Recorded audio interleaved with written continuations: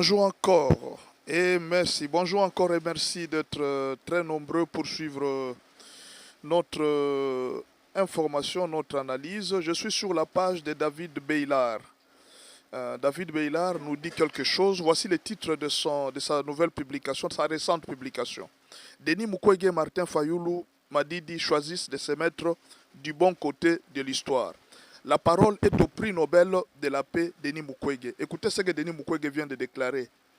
La priorité aujourd'hui dans notre pays est d'abord de mettre fin à l'agression. Ensuite seulement pourra venir le dialogue.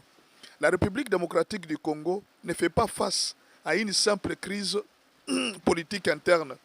Notre pays est agressé par une armée étrangère, le Rwanda, à travers ses supplétifs du M23. C'est une réalité que beaucoup tentent volontairement de minimiser, voire d'effacer du débat national. Dialoguer dans un contexte d'agression étrangère ne résout rien. On ne négocie pas pendant que l'ennemi occupe les territoires et massacre les populations. Mettre fin à l'agression doit être la priorité absolue. Les dialogues ne peuvent venir qu'après le rétablissement de la souveraineté nationale.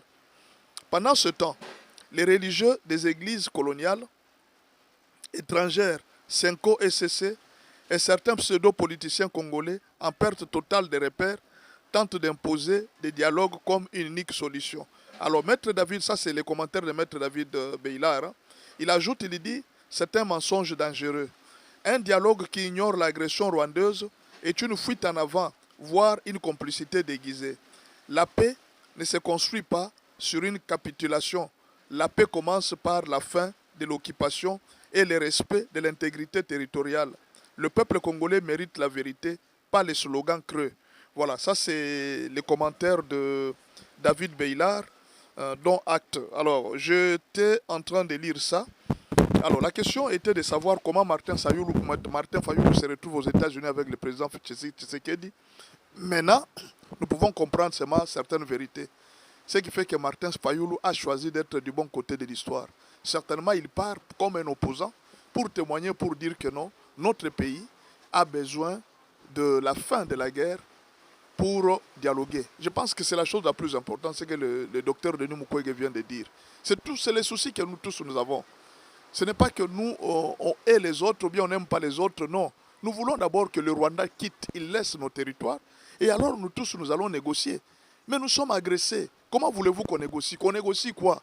On va négocier avec l'agresseur, pendant que l'agresseur occupe nos terrains. En tout cas, coup de chapeau au docteur Mukwege. Docteur Mukwege, félicitations. C'est tout ce que le peuple congolais attend.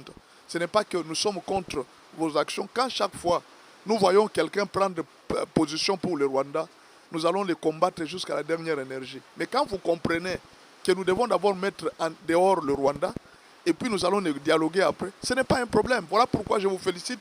Le prix Nobel de la paix, félicitations à Martin Fayoulou pour le changement, afin de montrer aux autres qu'il faut d'abord que la guerre cesse, et puis nous viendrons dialoguer. Voilà, merci à vous.